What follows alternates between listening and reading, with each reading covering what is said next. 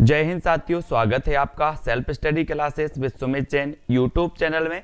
साथियों, आज का जो सेशन है वो स्टार्ट हो चुका है। सभी लोग वीडियो को लाइक कर देंगे, अपने मित्रों तक शेयर कर देंगे। रोज रात्रि 9 बजे दोस्तों हम हिंदी साहित्य को पढ़ते हैं, हिंदी साहित्य का अध्ययन करते हैं। ठीक है, सभी लोग इसी प्रकार से जुड़े रहेंगे और सभी लोग दोस्तों वीडियो को लाइक और सेशन को जरूर फॉलो करें, सब्सक्राइब करें। हिंदी साहित्य टीजीटी, पीजीटी, मास्टर कैडर वाले, एचटेट, एचबीटेट वाले दोस्तों हिंदी साहित्य का कोर्स ले सकते हैं। हिंदी साहित्य का पूरा कंप्लीट कोर्स दोस्तों यहाँ पर उपलब्ध है, जहां पर आपको पूरा व्याकरण भी कंप्लीट करवाया जाएगा, साथ ही हिंदी साहित्य को भी पूरा टॉपिक वाइज कंप्लीट करवाया जाएगा, जिसमें दोस्तों आपको सबसे पहले तो विस्तृत अध्ययन के माध्यम से टॉपिक वाइज कंप्लीट करवाया जाएगा। फिर आपको एक एक टॉपिक के, महत्वपूर्ण टॉपिक के ट्रिकी वीडियो भी मिलेंगे। ठीक है, यहाँ पर दोस्तों आपको नोट्स भी पढ़ने को मिलेंगे, साथ ही लाइव क्लासों के माध्यम से आपके डाउट्स भी क्लियर किए जाते हैं। ठीक है, और हर टॉपिक के बाद दोस्तों टेस्ट भी होता है। जैसे हमने आदिकाल को कंप्लीट करवाया तो उसके बाद आपका टेस्ट भी होगा, आप अपना आकलन भी कर सकते हैं। और दोस्तों टेलीग्राम ग्रुप में टेस्ट, क्विज टेस्ट भी चलता है। व्हाट्सएप ग्रुप में आपके डाउट भी सॉल्यूशन किए जाते हैं। ठीक है, तो जरूर जुड़े। ये नंबर दिया है, अगर आपको किसी भी प्रकार की जानकारी लेनी हो तो आप जानकारी भी ले सकते हैं। और दोस्तों ऐप इस प्रकार से सेल्फ स्टडी क्लासेस ऐप आपको डाउनलोड कर लेना है प्ले स्टोर से, सेल्फ स्टडी क्लासेस। ठीक है, चलिए तो स्टार्ट करते हैं दोस्तों आज का ये वीडियो। आज का जो वीडियो है बिल्कुल शुरुआत हो चुका है। आज का अपना जो पहला प्रश्न है वो है सिंहावलोकन किसकी आत्मकथा है, यानी कि 25 का आंसर हमें चयन करना है।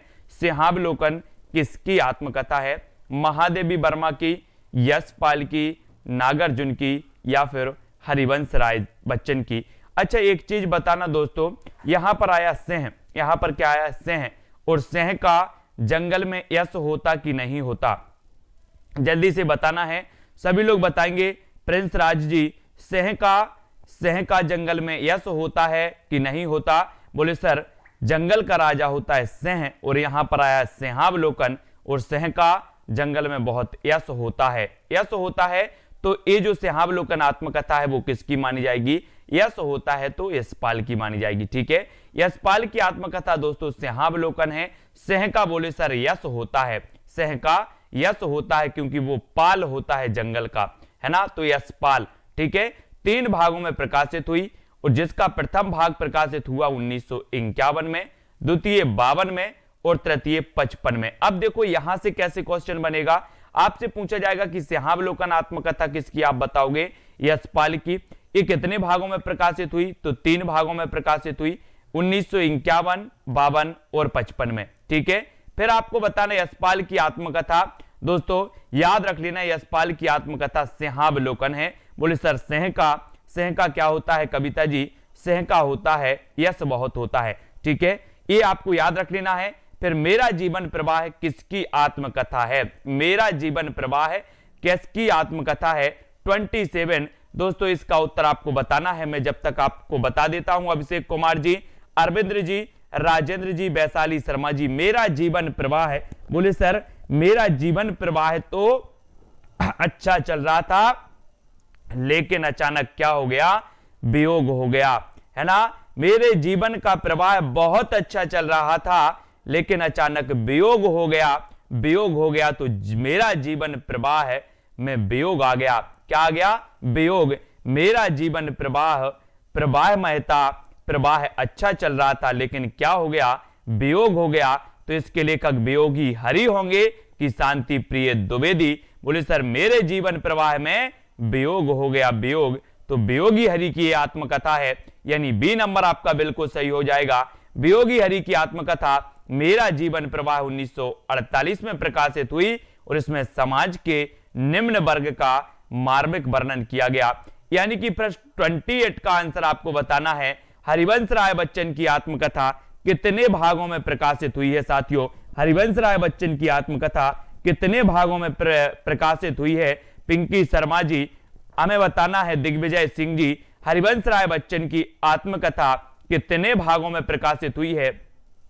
1 में, 2 में, 3 या फिर 4 में? हरिवंश राय बच्चन, और यहां पर आपका उत्तर हो जाएगा। बोले सर यहां पर आ गया हरि, और हरि हमारे चारों ओर मौजूद हैं। बोलते हैं ना कि कण कण में भगवान मौजूद हैं, कण कण में हरि मौजूद हैं। तो हरि हमारे चारों ओर मौजूद हैं। ये चार दिशाएं हैं दोस्तों, है ना, ये चारों दिशाओं में हरि मौजूद है कि नहीं है? बोले सर हरि तो, हरि यानी भगवान, और भगवान तो पूरी चारों दिशाओं में मौजूद हैं। तो यहां पर हरि को पकड़ा और हरि से बनेगा हरिवंश राय बच्चन, है ना। और दोस्तों बच्चन भी पता होता है आपको कि बच्चन तो चारों दिशाओं में खेलते हैं, जहां चले जाओ वहां बच्चन, है ना, जहां चले जाओ वहां बच्चे आपको खेलते मिल जाएंगे। तो चार से बनेगा, चार भागों में प्रकाशित हुई, ऐसा पूछा जाता है। और चार खंडों में प्रकाशित है। क्या भूलूं क्या याद करूं, नीड़ का निर्माण फिर बसेरे से दूर, बसेरे से दूर, 10 द्वार से सोपान तक। ये दोस्तों क्या भूलूं क्या याद करूं 1969 में प्रकाशित हुई थी, है ना। नीड़ का निर्माण फिर 1970 में, है ना। बसेरे से दूर 1977 में, 10 द्वार से सोपान तक 1985 में। तो इनको याद रख लेंगे। सबसे पहले क्या भूलूं क्या याद करूं, नीड़ का निर्माण फिर बसेरे से दूर, 10 द्वार से सोपान तक। ये चार भागों में प्रकाशित है हरिवंश राय बच्चन जी की आत्मकथा। और बच्चन तो चारों ओर मिल जाएंगे आपको। क्या भूलूं क्या याद करूं किसकी आत्मकथा है? 29 का आंसर आपको बताना है CH मिश्रा जी। 29 क्या भूलूं क्या याद करूं किसकी आत्मकथा मानी जाती है? बोले सर आपको पता है कि हरिवंश राय बच्चन की आत्मकथा चार भागों में दोस्तों प्रकाशित हुई है। और उसका पहला जो भाग है जो 1969 में प्रकाशित हुआ था, उसका पहला भाग है क्या भूलूं क्या याद करूं, क्या भूलूं क्या याद करूं, अब तो भगवान भरोसे नैया चल रही है ना। जब उपन्यास को देखते हैं लोग, जब हिंदी साहित्य को देखते हैं, हिंदी साहित्य को जब पढ़ने बैठते हैं तो मन में आ जाता है कि क्या पढ़ूं और क्या याद करूं। वैसे ही क्या भूलूं क्या याद करूं, अब तो हरि भगवान, हरि के भरोसे ये नैया पार हो जाएगी, है ना। तो क्या भूलूं क्या याद करूं, है ना, क्या भूलूं क्या याद करूं।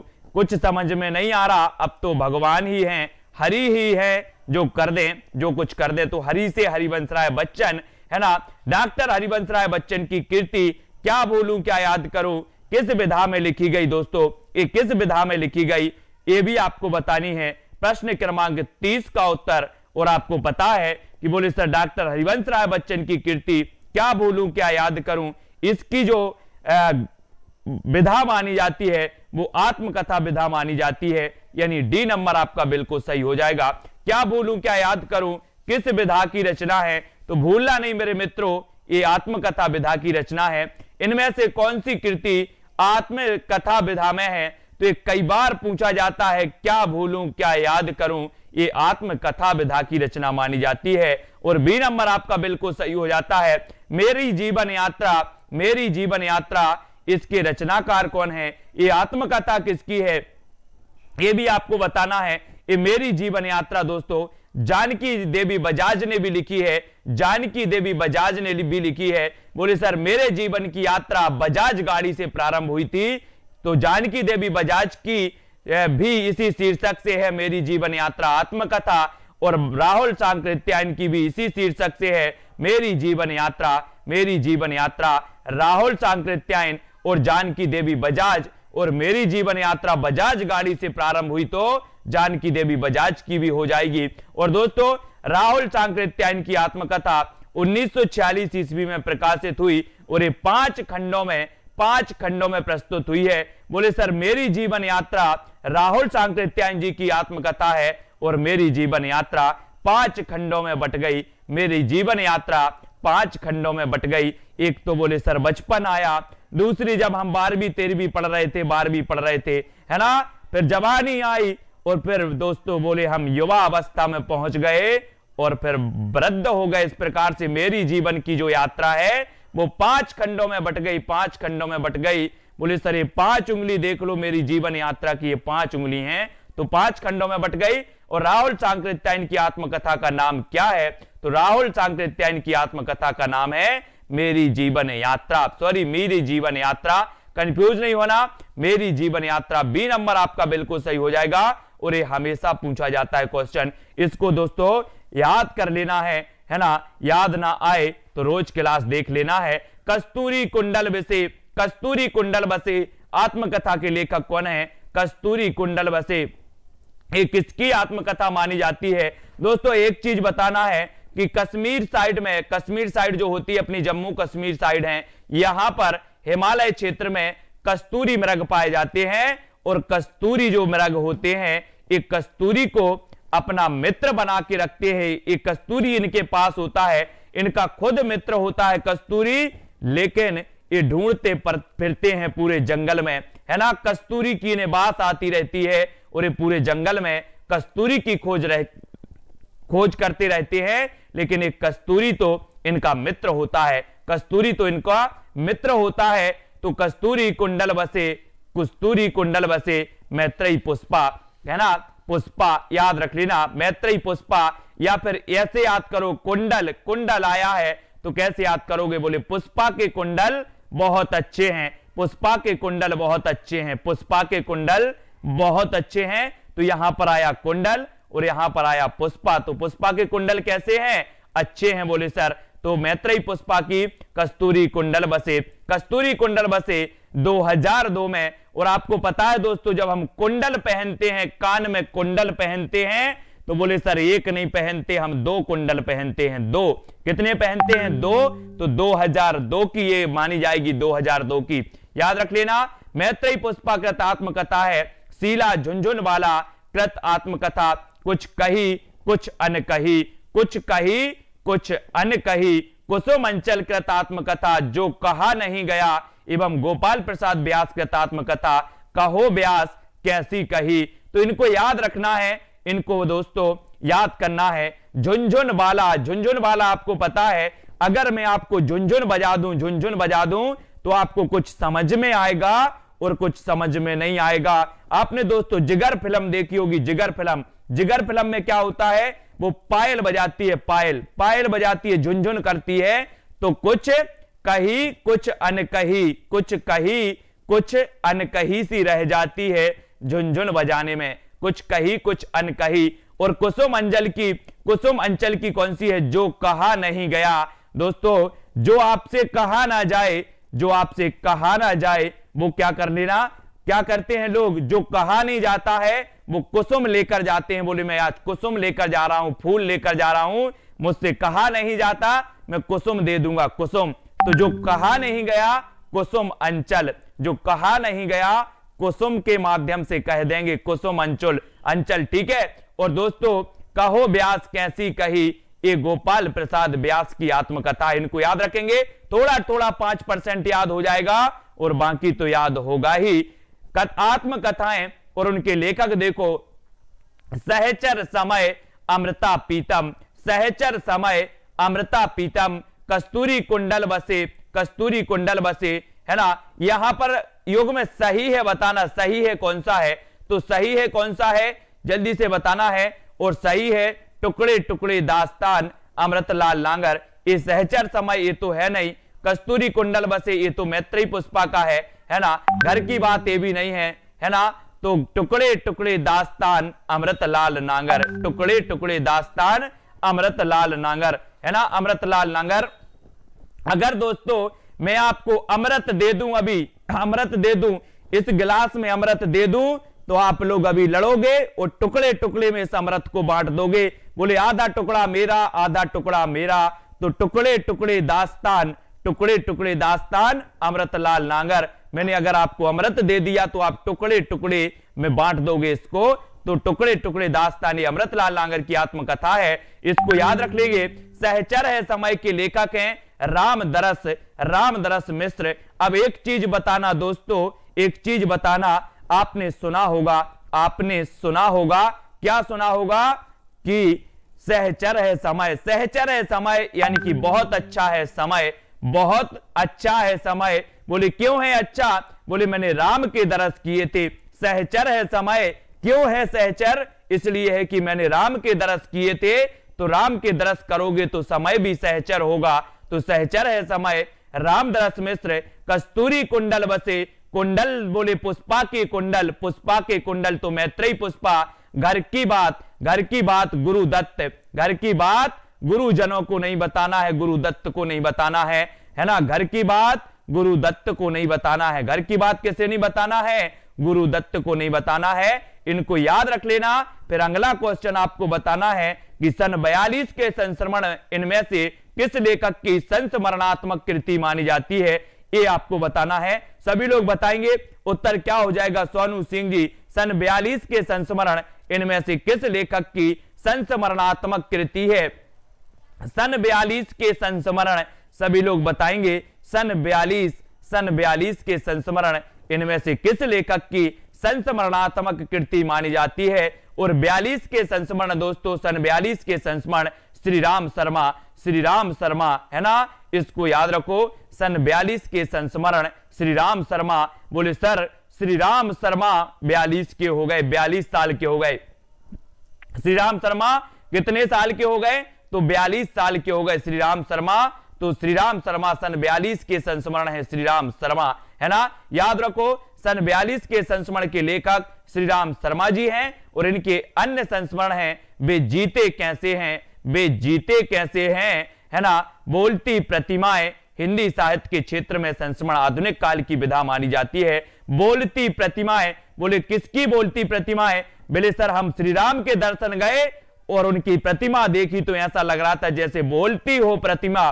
बोलती हो प्रतिमा किसकी? बोलती हो प्रतिमा श्री राम की। बोलती हो प्रतिमा श्री राम की, है ना। वे जीते कैसे हैं, वे जीते कैसे हैं, ये भी आपको याद रख लेना दोस्तों। जब श्री राम रावण से जीते, रावण से युद्ध में जीते, तो बोले चर्चा हो रही थी वे जीते कैसे हैं। बोले जीते नहीं, बहुत भयावह युद्ध हुआ, तो बोले वे जीते कैसे हैं? कौन? श्री राम। तो श्री राम शर्मा वे जीते कैसे हैं, है ना। बोलती प्रतिमा किसकी? बोलती प्रतिमा श्री राम की। तो श्री राम शर्मा इस प्रकार से याद रखते जाओ।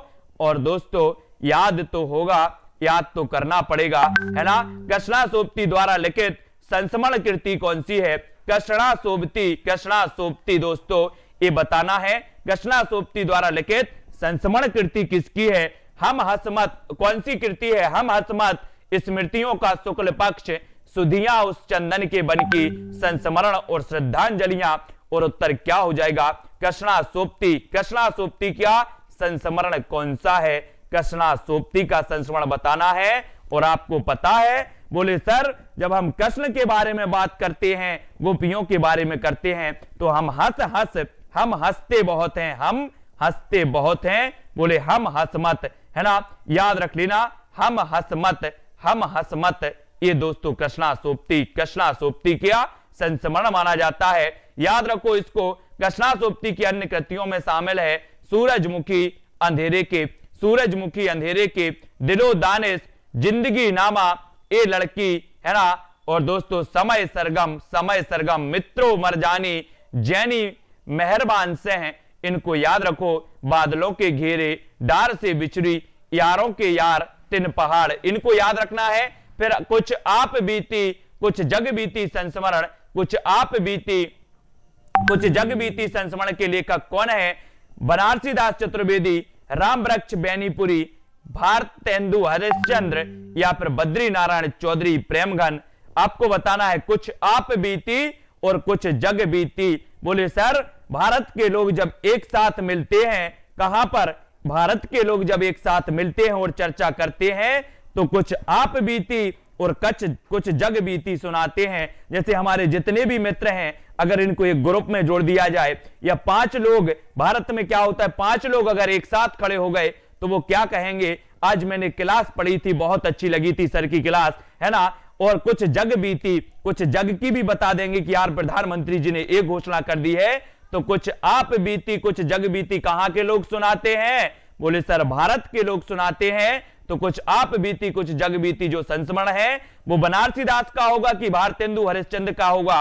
तो आपने ही उत्तर चयन किया है कि सर कुछ आप बीती और कुछ जग बीती तो सुनाते हैं भारत के लोग, यानी कि भारतेंदु हरिश्चंद्र। सी नंबर आपका बिल्कुल सही हो जाएगा। इसको याद रखो।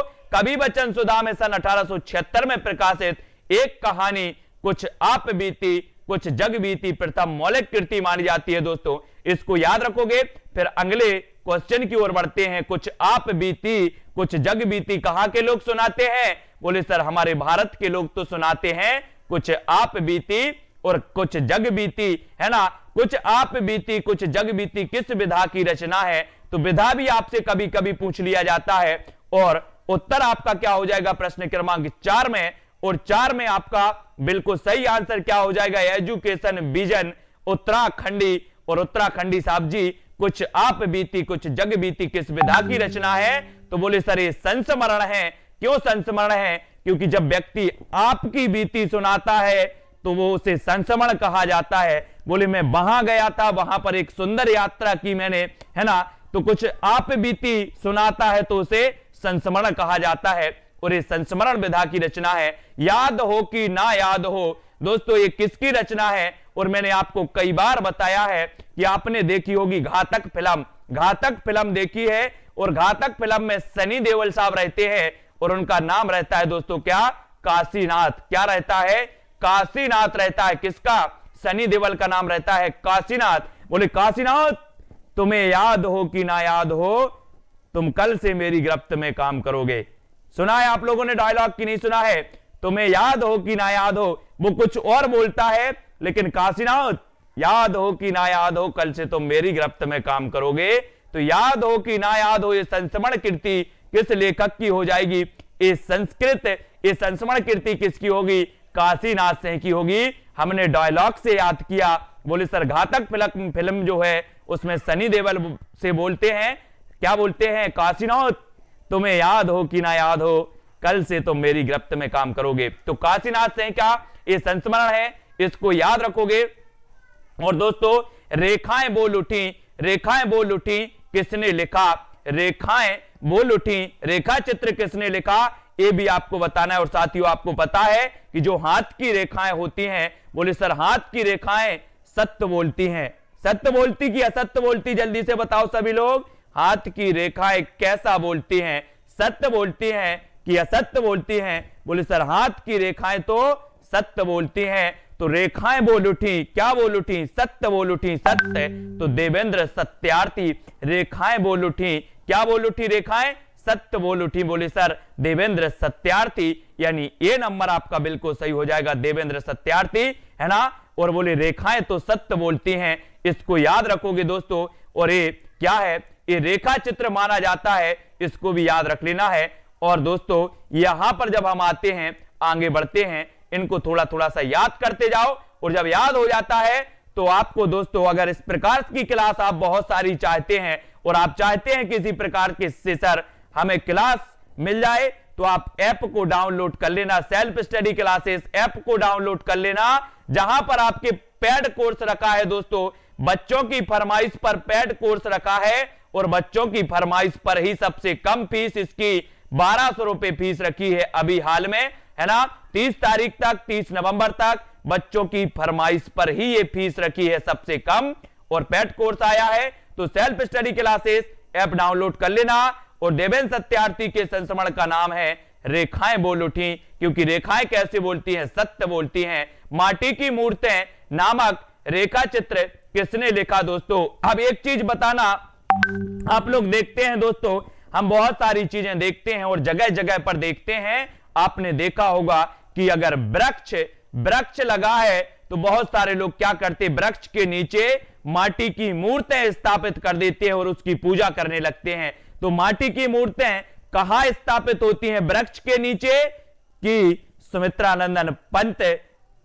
जल्दी बताओ, वृक्ष के नीचे स्थापित की जाती हैं कि नहीं की जाती? बोले सर माटी की मूर्तें हमारे देश में वृक्ष के नीचे यानी राम वृक्ष बेनीपुरी वृक्ष के नीचे स्थापित की जाती हैं। तो राम वृक्ष बेनीपुरी माटी की मूर्ति नामक रेखा चित्र राम वृक्ष बेनीपुरी द्वारा रचित है। और ये रेखा चित्र है, इसको याद रख लेना।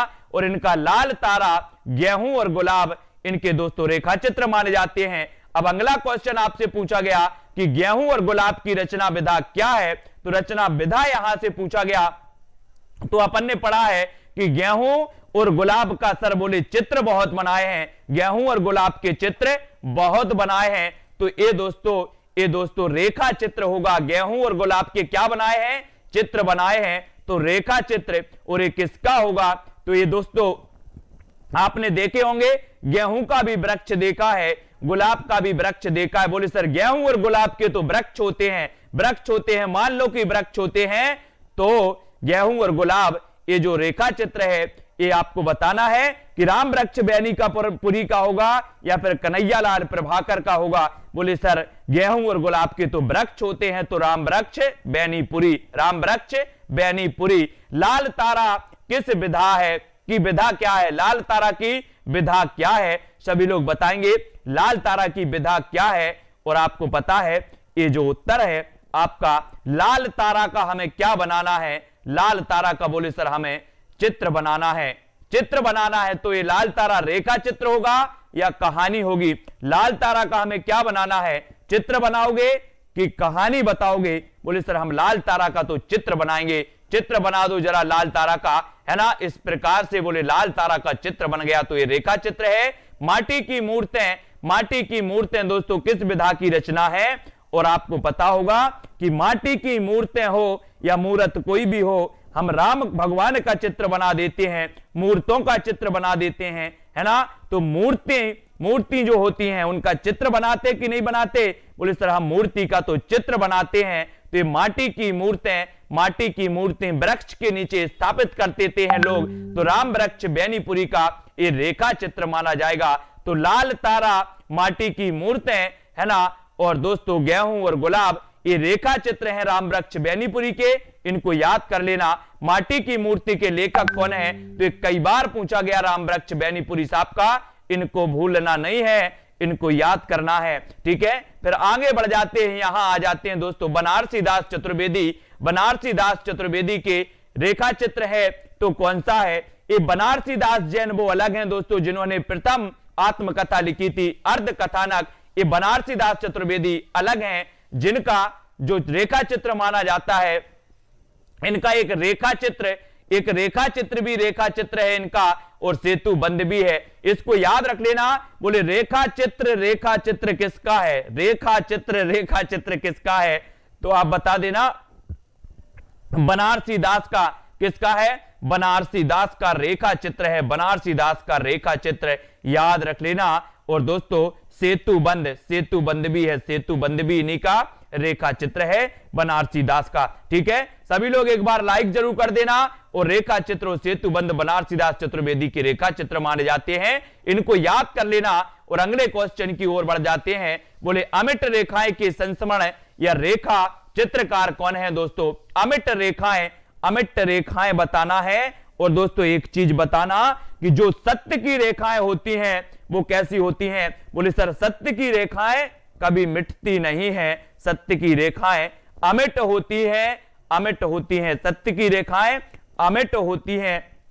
तो अभी हमने पढ़ा था, अभी अपन ने एक पढ़ा था दोस्तों कि जल्दी से बताओ अमिट रेखाएं कौन होती हैं, अमिट रेखाएं सत्य की होती हैं कि झूठ की होती हैं। ये अमिट रेखाएं हैं, ये देवेंद्र सत्यार्थी नहीं लगाना, ये देवेंद्र सत्यार्थी नहीं, ये सत्यवती मलिक की है, सत्यवती मलिक की, यहां कंफ्यूज नहीं होना, है ना। रेखाएं बोल उठी देवेंद्र सत्यार्थी, अमिट रेखाएं सत्यवती मलिक, अमिट रेखाएं सत्यवती मलिक, रेखाएं बोल उठी देवेंद्र सत्यार्थी, है ना। तो यहां पर आपका उत्तर बी नंबर सही होगा, बी नंबर कल्पना जी याद रख लेना, है ना। यहां पर कंफ्यूज नहीं होना, कंफ्यूज करने वाला प्रश्न था इसलिए कंफ्यूज नहीं होना। महादेवी वर्मा का रेखा चित्र इनमें से कौन सा नहीं है, तो कौन सा नहीं है, अतीत के चलचित्र, स्मृति की रेखाएं या पथ के साथी, सभी को बताना है, आपको याद भी करना है। तो उत्तर क्या हो जाएगा, बिलोगर किंग जी, सुरेश जी, सुनीता यादव जी, सभी लोग बताएंगे फटाफट से महादेवी वर्मा का रेखा चित्र।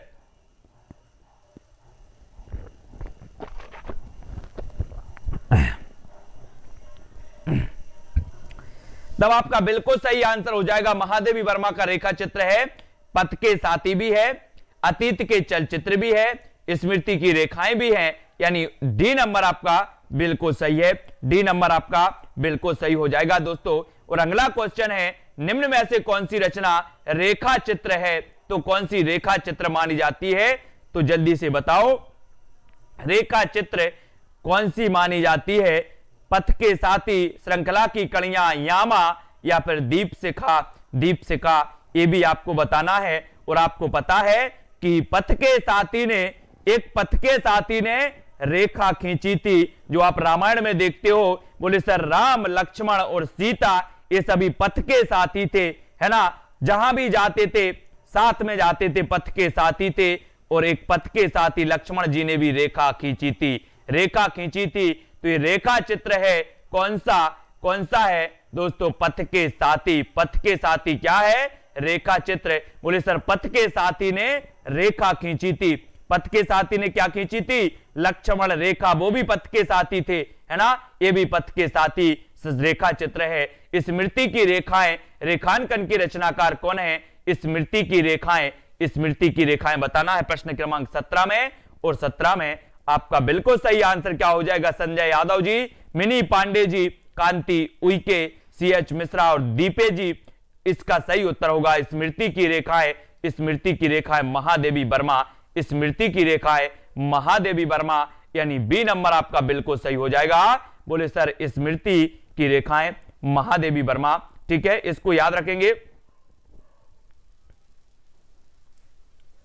है ना? इसको याद रखो। यहां पर आ जाते हैं, महादेवी वर्मा द्वारा लिखित पथ के साथी निम्न में से किस साहित्यकार का संस्मरण नहीं है? संस्मरण नहीं है तो कौन सा नहीं है? महादेवी वर्मा द्वारा लिखित पथ के साथी निम्न में से किस साहित्यकार का संस्मरण नहीं है? तो जल्दी से बताओ, पथ के साथी किसका संस्मरण नहीं है? सभी लोग बताएंगे, है ना? और आपको पता है कि यहां पर दोस्तों जो उत्तर हो जाएगा,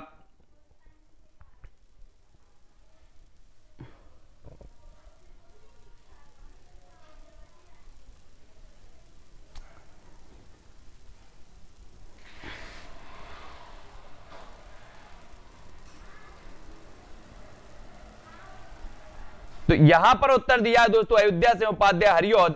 इसको हम देखते हैं, इसमें कुछ अगर डाउट आपको लग रहा है तो इसको देखते हैं। महादेवी वर्मा ने अपने संस्मरण पथ के साथी में अपने समकालीन रचनाकारों का चित्रण किया, जिसमें पथ के साथी में रविन्द्रनाथ टैगोर, मैत्री शरण गुप्त, जयशंकर प्रसाद, सूर्यकांत त्रिपाठी निराला और सुमित्रानंदन पंत, सुमित्रा कुमारी चौहान, सियाराम शरण गुप्त के उत्कृष्ट शब्द चित्र दिए हैं। अयोध्या से उपाध्याय हरिऔध के नहीं दिए हैं इस पथ के साथी में, है ना? ये रेखा चित्र भी मान लिया जाता है। और दोस्तों इसे संस्मरण भी कहा जाता है, संस्मरणात्मक रेखा चित्र माना जाता है। तो इसको याद रखो, पथ के साथी, है ना? ये क्वेश्चन आप लोगों को समझ में ना आया हो तो यहां पर देख लेना कि जो पथ के साथी है इसमें विभिन्न जो विद्वान है, विभिन्न लेखक हैं, उनके बारे में दोस्तों लिखा गया है पथ के साथी में। तो इस पथ के साथी में मैत्री शरण गुप्त का है, रविन्द्रनाथ टैगोर जी के बारे में भी है, सूर्यकांत त्रिपाठी निराला के बारे में है, लेकिन अयोध्या से उपाध्याय हरिऔध के बारे में इसमें दोस्तों इनको शामिल इसमें नहीं किया गया है, ठीक है? तो डी नंबर आपका बिल्कुल सही हो जाएगा। बोले पथ के साथी कौन नहीं है? तो पथ के साथी अयोध्या से उपाध्याय हरिऔध नहीं है। इस प्रकार से याद रखोगे, ठीक है? कौन सा रेखा चित्र महादेवी वर्मा का नहीं है? महादेवी वर्मा का कौन सा रेखा चित्र नहीं है? तो जल्दी से बताओ। बोले सर अतीत के चलचित्र हमने पढ़ लिया, पथ के साथी पढ़ लिया, स्मृति की रेखाएं भी पढ़ ली, है ना? ये भी आपको बताना है। हाँ, अयोध्या से उपाध्याय नहीं है उसमें, वेरी गुड। तो कौन सा रेखा चित्र महादेवी वर्मा का नहीं है? महादेवी वर्मा का नहीं है। तो देखो अतीत का चलचित्र है, पथ के साथी भी है, स्मृति की रेखाएं भी है, मंटो मेरा दुश्मन ये नहीं है, यानी कि डी नंबर आपका बिल्कुल सही हो जाएगा। डी नंबर आपका सही हो जाएगा, ठीक है? मंटो मेरा दुश्मन महादेवी वर्मा का रेखा चित्र नहीं है, बल्कि ये किसका है? उपेंद्रनाथ अस्क का। याद रख लेना। बोले सर मंटो मेरा दुश्मन है लेकिन अस्क बहाता है। मंटो मेरा दुश्मन है लेकिन अस्क बहाता है। कौन रेखा चित्र विधा की रचना नहीं है? तो रेखा चित्र विधा की रचना कौन सी नहीं है? कट गुलाब, क्षण बोले, कण मुस्काए, पुरानी स्मृतियां या रेखाएं बोल उठी। तो कौन सा रेखा चित्र विधा की रचना नहीं है? ऐसे क्वेश्चन बहुत पूछे जाते हैं दोस्तों, विधाएं बहुत पूछी जाती हैं, इसलिए विधाओं को भी आपको याद रखना है, ठीक है? हाँ बिल्कुल सही है। रेखा बोरा जी, CH मिश्रा जी, ये रेखा चित्र विधा की जो रचना नहीं है वो कौन सी नहीं है? तो ए नहीं है आपकी कठ गुलाब। कठ गुलाब यानी कि जो ए नंबर है ये रेखा चित्र विधा की नहीं है। क्षण बोले कण मुस्काए, पुरानी स्मृतियां रेखाएं बोल उठी, ये दोस्तों रेखा चित्र विधा से संबंधित हैं, लेकिन कठ गुलाब ये रेखा चित्र विधा से संबंधित नहीं है, यानी ये नंबर आपका बिल्कुल सही हो जाएगा। ठीक है, इसको याद रखोगे। कठ गुलाब और बोले सर गुलाब तो कैसा होता है, मृदुल होता है। कठ गुलाब ये दोस्तों कहानी है, कठ गुलाब इसको याद रखेंगे। कहानी नहीं, उपन्यास है, नवीनतम उपन्यास है ना। तो ये कठ गुलाब क्या है, उपन्यास है। कठ गुलाब उपन्यास है। और दोस्तों गुलाब कैसा होता है, मृदुल होता है। गुलाब कैसा होता है, मृदुल। क्षण बोले कण मुस्काए, कन्हैया लाल मिश्र प्रभाकर की, पुरानी स्मृतियां प्रकाश चंद्र गुप्त की, और रेखाएं बोल उठी देवेंद्र सत्यार्थी की। तो ये तो याद हो गई आप लोगों को। बोले सर गुलाब कैसा होता है, बहुत मृदुल होता है, तो मृदुला गर्ग है ना। क्षण बोले कण मुस्काए, कन्हैया लाल मिश्र प्रभाकर, तो बोले अगर सर कन्हैया जी के दर्शन हो जाए तो क्षण बोल उठेगा और कण कण मुस्कुरा उठेगा। कन्हैया जी के दर्शन हो जाए अभी आप लोगों को तो क्षण क्षण क्षण बोल उठेगा, हर क्षण बोल उठेगा और कण कण मुस्कुरा जाएगा। तो क्षण बोले कण मुस्काए, कन्हैया लाल मिश्र प्रभाकर, कन्हैया के दर्शन हो गए तो क्षण बोले और कण मुस्काए, है ना। याद रख लेना, पुरानी स्मृतियां, जब दोस्तों आपके जीवन में प्रकाश आ जाता है, प्रकाश आ जाता है, बोले सर हमारे जीवन में प्रकाश ही प्रकाश है, अब तो हम पुरानी स्मृतियों को भूल गए हैं। तो पुरानी स्मृतियों को भूल जाते जब आपके जीवन में प्रकाश आ जाता है ना।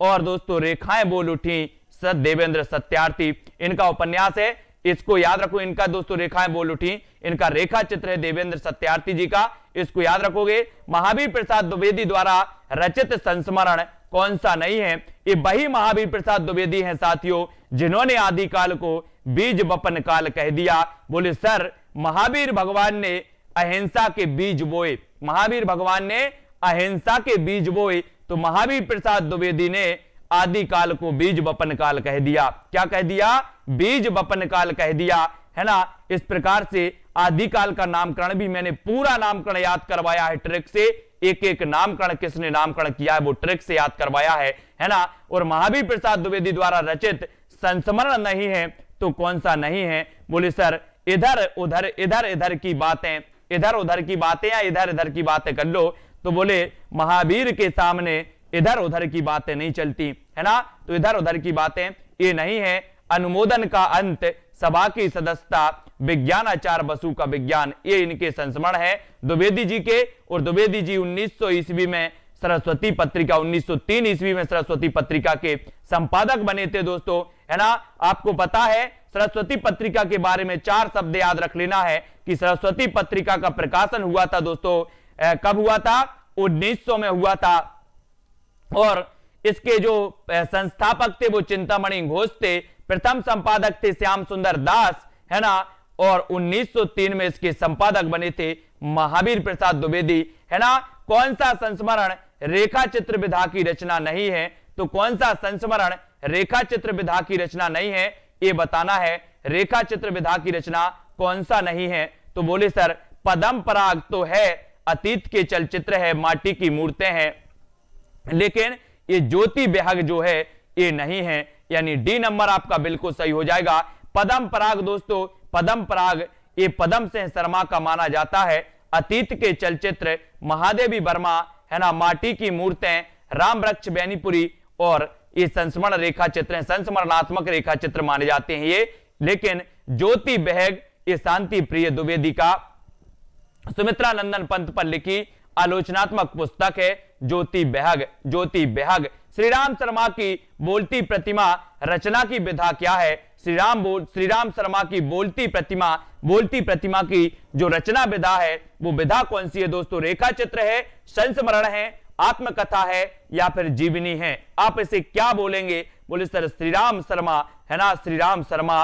और श्री राम शर्मा की जो बोलती प्रतिमा है, बोलती प्रतिमा ये दोस्तों रेखा चित्र माना जाता है। रेखा चित्र इसको याद रख लेना है। रेखा चित्र हिंदी पाठशाला जी, वेरी गुड, ये नंबर आपका बिल्कुल सही हो जाएगा। ये नंबर सुनीता जी, अलका, नीलम जी, अर्चना जी, बहुत बढ़िया। श्री राम शर्मा के रेखा चित्रों का संग्रह बोलती प्रतिमा 1937 के नाम से प्रकाशित हुआ था, इसको याद रखो। एक जंगल के जीव भी है, इनका रेखा चित्र श्री राम शर्मा का जंगल के जीव श्री राम शर्मा, जंगल के जीव श्री राम शर्मा जी का रेखा चित्र है, इसको भी याद रखेंगे। फिर बात कर लेते दोस्तों बोलती प्रतिमा के रचनाकार कौन है, तो अभी तो अपन ने पढ़ा है, जल्दी से बताएंगे सभी लोग। बोलती प्रतिमा के रचनाकार कौन है, तो बोले सर पढ़ा है कई बार, बोलती प्रतिमा श्री राम की बोलती प्रतिमा, श्री राम की बोलती प्रतिमा, यानी बोलती प्रतिमा के रचनाकार श्री राम शर्मा होंगे, यानी बी नंबर आपका बिल्कुल सही हो जाएगा, बी नंबर आपका सही हो जाएगा। जिन भी साथियों ने ऐप डाउनलोड नहीं किया है सेल्फ स्टडी क्लासेस का, वो सेल्फ स्टडी क्लासेस का ऐप डाउनलोड कर लो दोस्तों। आपको प्ले स्टोर में सर्च करना है self study classes, self study classes आपको सर्च करना है। चाहे दोस्तों उपन्यास हो, नाटक हो, कुछ भी हो, सब कुछ याद होकर रहेगा, सिर्फ आपको डटे रहना है, बने रहना है ना, आखिरी सांस तक बने रहना है, डटे रहना है और देखते रहना है, कुछ भी नहीं करना, सिर्फ क्लास अटेंड करना है, सारी चीजें याद हो जाएंगी, है ना। लिखा तो बहुत कुछ पुस्तकों में भी है, बोले सर लिखा तो बहुत कुछ पुस्तकों में भी है, लेकिन याद नहीं होता। और इस क्लास से अगर आप जुड़े रहोगे तो हिंदी साहित्य आपको खुद पता नहीं होगा कि कितना याद हो गया। जंगल के जीव के रचनाकार कौन है, बोले सर जब श्री राम जंगल में गए थे तो इन्हें जंगल के जीव मिले थे। श्री राम को जब वनवास हुआ था और ये जंगल में गए थे तो इन्हें जंगल के जीव मिले होंगे कि नहीं मिले होंगे, बोले सर जंगल के जीव इन्हें मिले थे, है ना। याद रख लेना श्री राम शर्मा जंगल के जीव, इसको याद रखो। जंगल के जीव कृति के लेखक कौन है, यानी कि 27 जंगल के जीव मिले थे। बोले सर जब जंगल में गए श्री राम तो जंगल के जीव मिले थे किसे, श्री राम शर्मा, यानी बी नंबर आपका बिल्कुल सही हो जाएगा। ठीक है। हिंदी में रेखा चित्र के प्रथम रचयिता पदम सिंह शर्मा की रचना का नाम क्या है, पदम सिंह शर्मा की रचना का नाम क्या है, सभी लोग बताएंगे। प्रश्न क्रमांक 28 में हिंदी में रेखा चित्र के प्रथम रचयिता पदम सिंह शर्मा, पंडित पदम सिंह शर्मा की रचना का नाम क्या है, यानी कि हिंदी का प्रथम रेखा चित्र कौन सा है, ये भी आपको बताएंगे। और दोस्तों ये बताओ सभी लोग, हिंदी में रेखा चित्र के प्रथम रचयिता पदम सिंह शर्मा का कौन सा है, पदम पराग, इसको याद रखो। हिंदी के प्रारंभिक संस्मरण रेखा चित्रों के प्रवर्तक पदम सिंह शर्मा माने जाते हैं और उनकी रचना पदम पराग जो है दोस्तों, इसको याद रखोगे पदम पराग के लिए। ठीक है। और रिपोर्टाज की बात करेंगे हम, रिपोर्टाज हिंदी में रिपोर्टाज का आरंभ किस युग में हुआ, बहुत बढ़िया प्रश्न है। हिंदी में रिपोर्टाज का आरंभ किस युग में हुआ, सभी लोग बता देना है। और आपको पता है अगर कभी कभी क्या होता है, रिपोर्टाज से बनेगा रिपोर्ट है ना, रिपोर्ट बनेगा रिपोर्ट। अगर आप किसी की रिपोर्ट कर देते हो, कहां, बोले सर मैंने थाने में जाके रिपोर्ट लिखी थी, अब जिसकी रिपोर्ट लिखी थी उसको प्रसाद मिलेगा, उसको क्या मिलेगा, प्रसाद मिलेगा कि नहीं मिलेगा, बोले सर मैंने एक व्यक्ति की रिपोर्ट लिखवा दी थाने में, अब जो वहां के पुलिस थे वो उसको प्रसाद देंगे, है ना, देंगे कि नहीं, बोले डंडे से प्रसाद देंगे। क्या लिखी थी, रिपोर्ट। तो रिपोर्ट आज का आरंभ जो है किस युग में हुआ, तो बोले प्रसादोत्तर युग, छायावादोत्तर युग में रिपोर्टाज का आरंभ होता है, रिपोर्टाज विधा का आरंभ होता है। और डी नंबर आपका बिल्कुल सही हो जाएगा। ठीक है, इसको याद रखेंगे। और दोस्तों बैच जो पेड क्लास है, पेड क्लास में आपको बिल्कुल पूरा शुरुआत से लेकर लास्ट तक अध्ययन कराया जाएगा। तो जो भी साथी पेड कोर्स से जुड़ना चाहते हैं वो पेड कोर्स से भी जुड़ सकते हैं। ठीक है, जहां पर नवीन रिपोर्टाज की परंपरा किस रचना से आरंभ होती है, जहां पर आपको एक टॉपिक के बाद टेस्ट भी कराया जाता है, और टेलीग्राम में सभी साथी दोस्तों, टेलीग्राम में सभी साथी क्विज करते हैं और दिन भर क्विज करते हैं, लगभग 400-500 प्रश्नों पर क्विज करते हैं दिन भर में। उनको टॉपिक दिया जाता है कि इस टॉपिक पर आपको क्विज करना है ना, तो उस पर क्विज करते हैं और टेस्ट सीरीज बनाते हैं। और नवीन रिपोर्टाज की परंपरा किस रचना से आरंभ होती है, नवीन रिपोर्टाज की परंपरा, तो आपको पता है नवीन रिपोर्टाज की परंपरा आरंभ होती है लक्ष्मीपुरा लक्ष्मीपुरा से होती है, यानी कि आपका जो ए नंबर है लक्ष्मीपुरा वो बिल्कुल सही हो जाएगा, है ना। नवीन रिपोर्टाज की परंपरा होती है दोस्तों लक्ष्मीपुरा से, और लक्ष्मीपुरा किस विधा की रचना है, तो बोले सर लक्ष्मीपुरा रिपोर्टाज की है ना। आजकल तो बोले सर रिपोर्ट लिख भी जाए तो लक्ष्मी डाल दो, लक्ष्मी फेंको, बोले लक्ष्मी फेंको, है ना, और रिपोर्ट सब कट जाती है, इसको याद रखोगे, है ना। आपको पता है दोस्तों हिंदी साहित्य के पहले रिपोर्टाज लेखक होने का श्रेय प्राप्त है तो किसे है, आपको पता होगा पहले रिपोर्टाज लेखक होने का जो श्रेय है वो किसको प्राप्त है, तब आपका उत्तर भारतेंदु हरिश्चंद्र होगा या फिर शिवदान सिंह चौहान। पहले रिपोर्टाज लेखक माने जाते हैं शिवदान सिंह चौहान, है ना, शिवदान सिंह चौहान पहले रिपोर्टाज लेखक कौन है, शिवदान सिंह चौहान, यानी सी नंबर आपका बिल्कुल सही हो जाएगा। सी नंबर पहले रिपोर्टाज लेखक शिवदान सिंह चौहान है। अल्मोड़े का बाजार, अल्मोड़े का बाजार प्रश्न क्रमांक 5, ये दोस्तों किस विधा की रचना है, प्रश्न क्रमांक 5 में अल्मोड़े का बाजार किस विधा की रचना मानी जाती है। और यहां पर सभी लोग जितने भी देख रहे हैं वो सभी लोग लाइक जरूर कर देना। एक बार हेम इंग्लिश जी अल्मोड़े का बाजार किस विधा की रचना है, तो बोले सर अल्मोड़े के बाजार ये रिपोर्टाज है, रिपोर्टाज है, इसको याद रखेंगे। अल्मोड़े का बाजार दोस्तों ये प्रकाश चंद्र गुप्त का रिपोर्टाज है, इसको याद रखेंगे। अल्मोड़े का बाजार में हमें क्या करना है, बोले सर अल्मोड़े के बाजार में प्रकाश नहीं है तो हमें प्रकाश करना है, कहां करना है, अल्मोड़े के बाजार में करना है। तो रोज रात्रि 9 बजे दोस्तों इसी प्रकार से क्लास चलती है और बढ़िया मस्ती से हम पढ़ते हैं, है ना, मस्त तरीके से पढ़ते हैं, पता ही नहीं लगता है कि 40 मिनट 45 मिनट आपकी क्लास के कब निकल गए, है ना। तो इसी प्रकार से संजय यादव जी, शैलेंद्र जी, मंजू गोविंद जी, जयप्रकाश जी, गुंजा जी, हेम इंग्लिश जी, गरिमा जी, सोनू सिंह जी जुड़े रहे। और दोस्तों मैं आपको बोल रहा हूं कि इस क्लास में अगर आपका 5% भी याद हो जाता है, 5% भी आप याद कर पाते हो तो आप इसी प्रकार से जुड़े रहें, आपको बहुत सारा हिंदी साहित्य याद हो जाएगा। खुद पता नहीं होगा कि कितना हिंदी साहित्य याद हो गया है। करना आपको कुछ नहीं है, क्लास को बस अटेंड करना है, क्लास रोज अटेंड करते रहो, आपको हिंदी साहित्य ऑटोमेटिक याद होने लगेगा और याद हो जाएगा, है ना। संजय जी, कल्पना जी, ठीक है, सभी लोग लाइक कर देना। श्रीलता सिंह जी, सुषमा जी, मिनी पांडे और रबिता, मंजू यादव, महेश जी, पिंकी, अक्षिता, कांता जी, सीएम मिश्रा, कमला ठाकुर जी, राकेश जी, सीता गुप्ता जी और दोस्तों ब्लॉगर रेखा जी, बहुत बढ़िया, पुष्पा जी, मंजू जी, मिनी जी, और जो भी साथी चाहते हैं कि सर मैं आपकी पेड कोर्स में ज्वाइन होना चाहता हूं, पेड कोर्स लेना चाहता हूं, तो दोस्तों सभी कोचिंग में जाके देख लेना, सबसे कम बच्चों की डिमांड पर ही मैंने ये फीस रखी है। बोले सर 1000-1500 से ज्यादा फीस नहीं रखना, तो मैंने 1000-1500 के अंदर ही ये फीस आपके लिए रखी है।